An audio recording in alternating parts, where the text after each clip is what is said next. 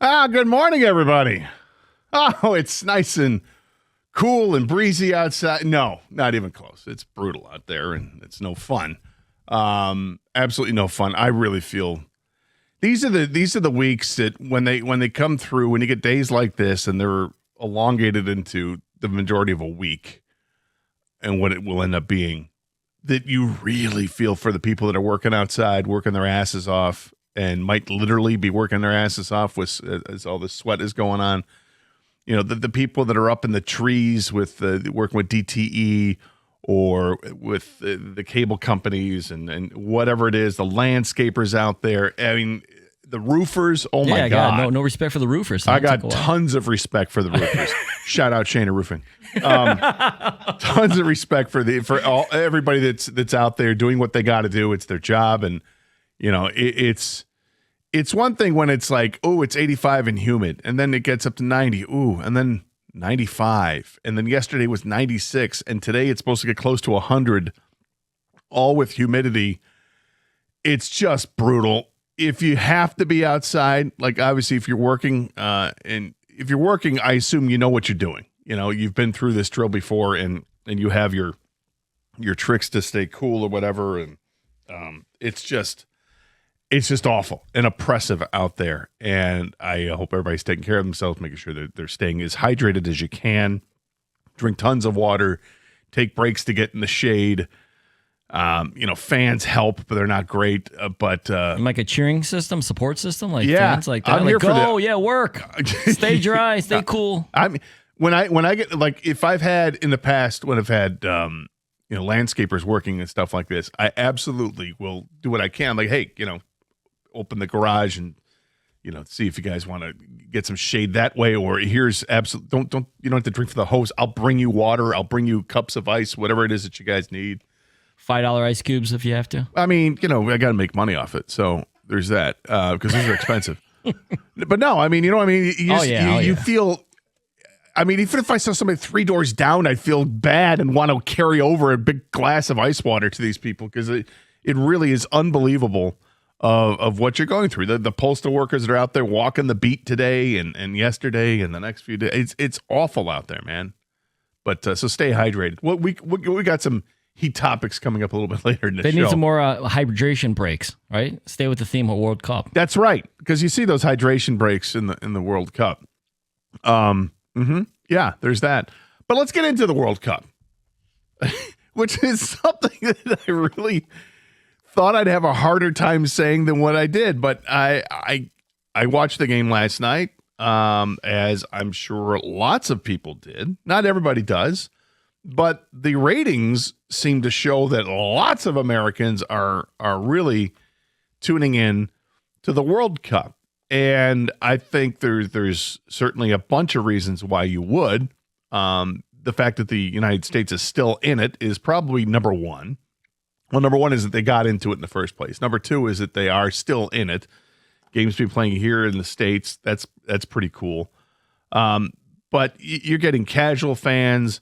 You're getting non-casual fans. You've got the diehards. You've got all different types of people that are now kind of paying attention to this. And locally, because the Tigers played yesterday afternoon, if you're flipping around at night last night and there's no Tigers game, what's going on? Oh, well, there's the World Cup. Maybe I'll watch, maybe I won't. And did you flip it on? Because I think a lot of people did. I think the previous game, the number was like 17 million Americans tuned in to watch it. So I would guess that last night's is going to hover around 20 million. You have people going to watch parties, and even with the oppressive heat last night, there were a bunch of people in downtown Detroit watching it, in the Campus Martius area. It's something that is truly sweeping the nation.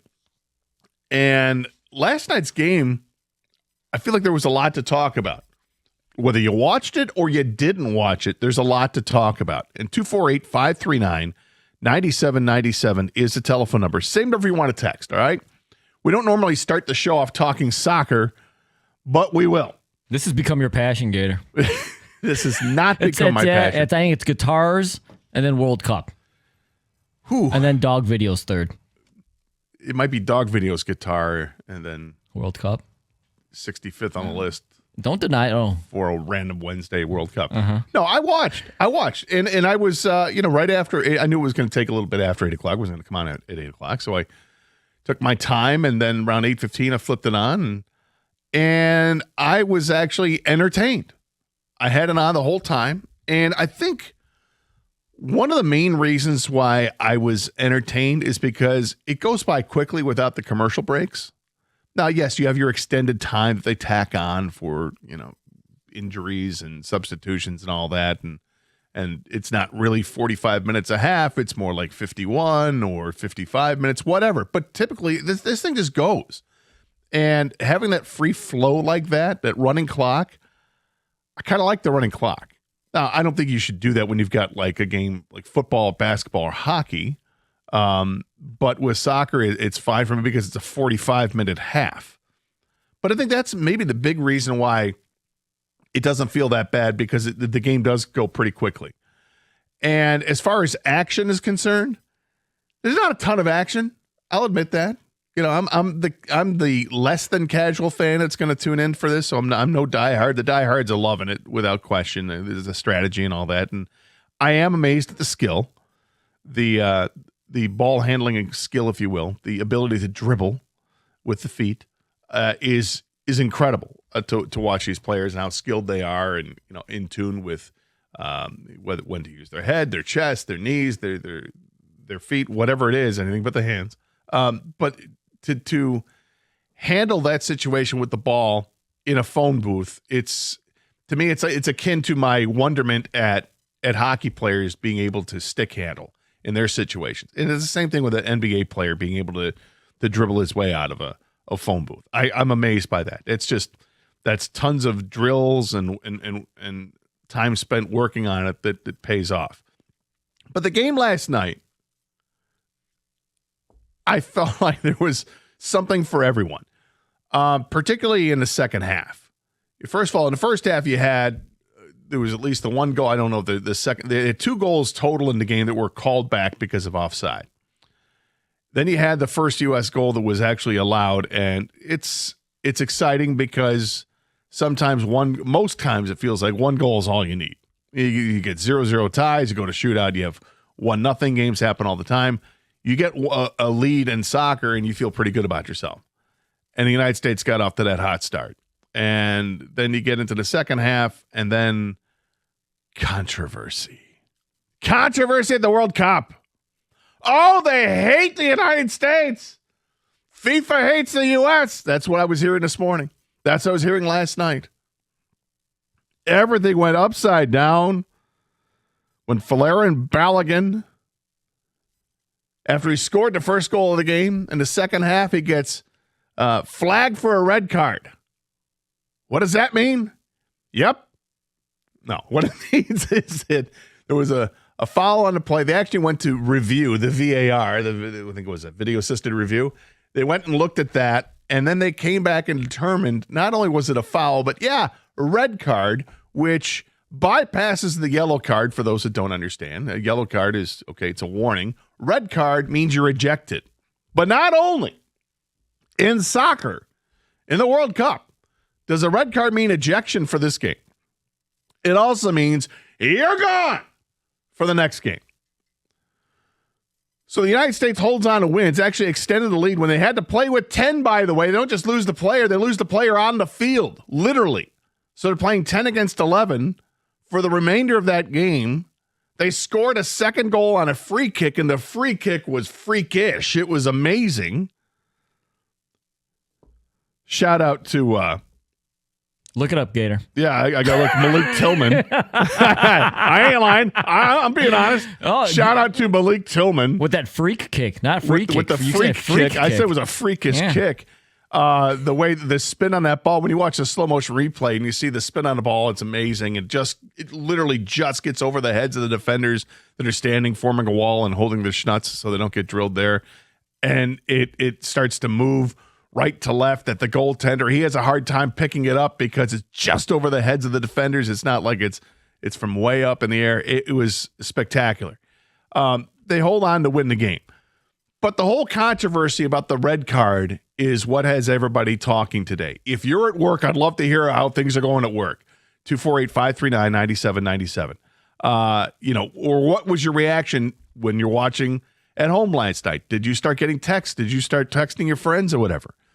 Because even a guy like me, who's a non-casual, less than casual soccer fan, I was like, well, this is interesting. And the foul that Balogun got called for to deserve, in quotation marks, the red card, that's where the controversy lies. Because it looked like it was simply a collision of players, and then Balogun's foot lands on the side of the foot of the opposing player as he's going to the ground. But he steps on that side of the foot. There's no question he steps on it. But one of the three criteria you need for the red card is intent, and they're saying, I guess, that he intended to do it. I don't know if I'd buy that, but that's what they were selling, and the red card gets pulled.